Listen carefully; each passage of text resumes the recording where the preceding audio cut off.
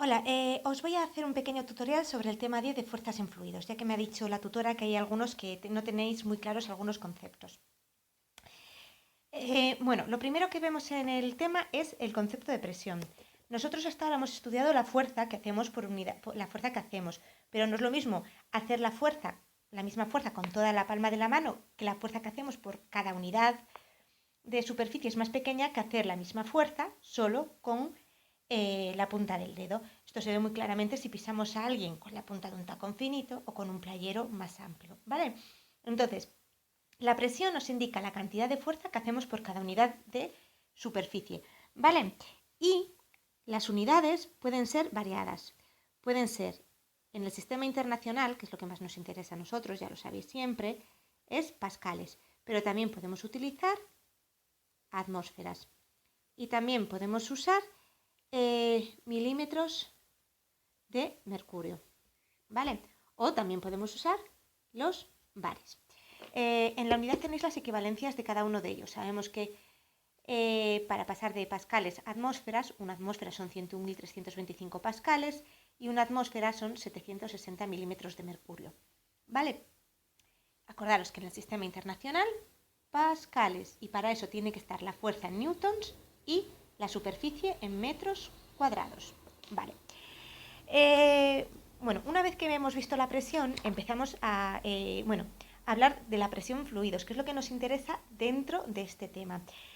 Dentro de los fluidos, cada vez que sumergemos algo, los fluidos hacen fuerza queriendo como aplastar el objeto en todas las dimensiones, en todos los sentidos, desde arriba, desde abajo, desde la izquierda, desde la derecha, desde todos. Por ejemplo, en un ejercicio que os mandé que había que hundirse un coche, también empuja hacia arriba, ¿vale? Que esa es la fuerza del empuje que viene al final del tema. Bueno, estamos hablando de la presión en fluidos y los fluidos son líquidos y gases. Entonces, como tenemos líquidos y gases, los dos líquidos, el líquido y el gas más importante o que más nos afecta son, en cuanto a líquidos, el agua sobre todo, pero bueno, vamos a hablar de presión hidrostática. Hidrostática debería de ser solo para el agua, pero se utiliza para todos los líquidos, también para el aceite, para el alcohol, para cualquiera. ¿Vale? Y luego tenemos la presión atmosférica, que es un gas en concreto, la atmósfera, bueno, un gas no, un conjunto de gases que son nuestra atmósfera. En cuanto a la presión hidrostática, es lo dicho, cuando sumergimos un objeto en un líquido, ¿vale? En ese líquido, al estar sumergido en un fluido, en un líquido, el objeto va a sufrir fuerzas. Las fuerzas van a ir, lo hemos dicho, que si tenemos mi objeto, las fuerzas van a ir en absolutamente todos los sentidos, como si quisiéramos apretar, como si quisiéramos comprimirlo, como si fuera una esponja.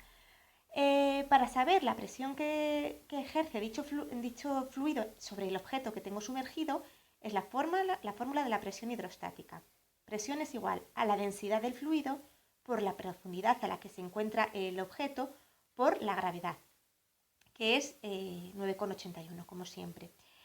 ¿Por qué la profundidad, que es la H? Porque entre más nos sumergimos, más líquido tenemos encima de nosotros y por lo tanto más peso, más presión ejerce ese líquido.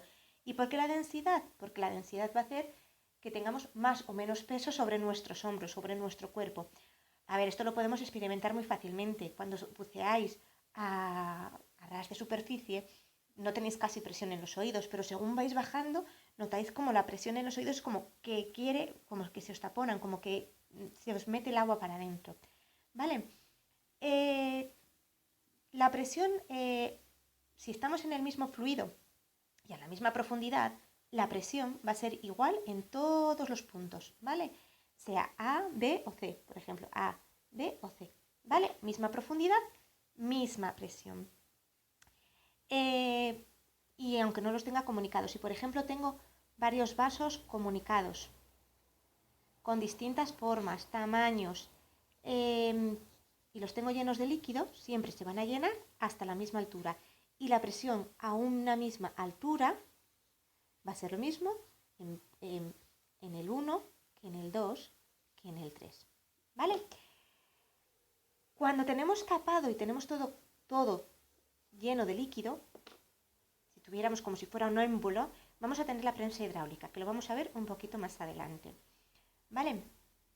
En cuanto a la presión hidrostática es esa, la presión atmosférica. La presión atmosférica es el peso de la atmósfera que sentimos, o de un líquido o de un gas que sentimos sobre nuestros hombros. Y va a ser la densidad del aire por G. Y si hablo de la diferencia de presiones, por ejemplo, en la playa y en el pico cuetonidio, va a ser la diferencia de alturas. Bueno, aquí he puesto edificios porque normalmente esta fórmula se utiliza para calcular la altura de edificios. Se mide con un barómetro, la presión abajo en la calle y arriba en la azotea. Y por la diferencia de presión puedo saber la altura del edificio. ¿Vale? La presión atmosférica es lo que suele ser mucho más pequeña que la hidrostática porque la densidad del aire es mucho más pequeña que la de los fluidos. ¿Vale? Entonces, siempre sabemos eso. Bueno, hemos visto la presión hidrostática, hemos visto la ley de los vasos comunicantes, que es lo que os decía, a la misma altura, todos los vasos, el fluido va a llegar a la misma altura y sobre la misma horizontal la presión va a ser exactamente la misma.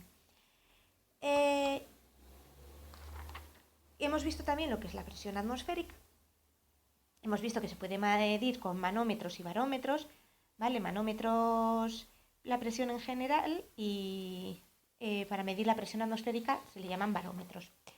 Hemos visto cómo se mide, como los altímetros. Nosotros aquí lo hemos visto para un edificio, la altura del edificio, pero por ejemplo si fuéramos a hacer un viaje en globo y quisiésemos saber a qué altura estamos, pues lo que los vamos a saber es por la diferencia de presión, ¿vale? Bueno, después de eso nos viene la propagación de la presión en fluidos. Fijaros, el experimento este del dibujito del matraz este, que según mi hija es un coronavirus. La verdad es que ya estamos hasta obsesionados con ello.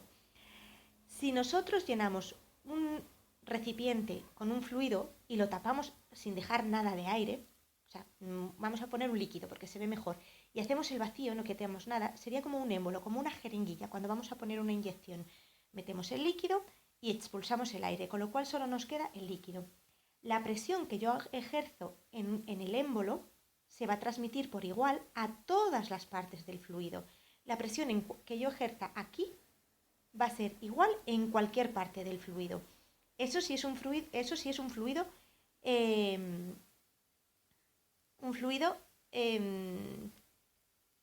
compresible, ¿vale? Un fluido en el que, por ejemplo, tenemos agua. En cambio, si es aire, como el aire todavía lo puedo comprimir más, pues los tapones no saldrían despedidos. Bueno, la prensa hidráulica, que es el dibujito que tenemos aquí, tenemos que tener un fluido, bueno, por cierto, aquí viene mal, estos son los fluidos incompresibles, que como no se pueden comprimir, tiene que reventar, tienen que salir los tapones, y estos son los compresibles, que como los puedo comprimir más, aprieto, junto más las moléculas, porque sabéis que en los gases las moléculas están bastante separadas y puedo juntarlas, puedo rellenar esos huecos, ¿vale? Así que, ojito, fluidos incompresibles, fluidos compresibles. Bueno, pues si tenemos un fluido incompresible, ¿vale? Y ponemos dos émbolos, en vez de una jeringuilla sería como si fueran dos jeringuillas. Un émbolo es lo mismo que una jeringuilla. La fuerza que yo ejerzo por un lado se va a transmitir, como es la fuerza la ejerzo sobre una superficie, es una presión, y esa presión va a ser igual en cualquier punto del líquido. En cualquier punto de estos verde, la presión es la misma. Entonces, al llegar aquí, la presión es la misma. Si quiero saber qué fuerza puedo hacer, como sé la presión y sé la superficie, puedo calcular la fuerza que ejerce. Esto se suele utilizar para multiplicar, como la presión es la misma en cualquier punto, a más superficie, menos fuerza. Por lo tanto, a más superficie, más fuerza que puedo hacer. Si hago un newton por cada metro, si tengo 10 metros cuadrados, pues voy a tener 10 newton. Entonces, si uso un embolito pequeño y hago una fuerza, realmente esa fuerza la multiplico por lo mismo que multiplique esta superficie. ¿Vale? Si esta superficie es 5 veces mayor, la fuerza, yo aquí hago una fuerza, pues la fuerza que ejerzo aquí sería, si esto es 1 y esto es 5, pues serían 5 veces mayor. Si esto es 1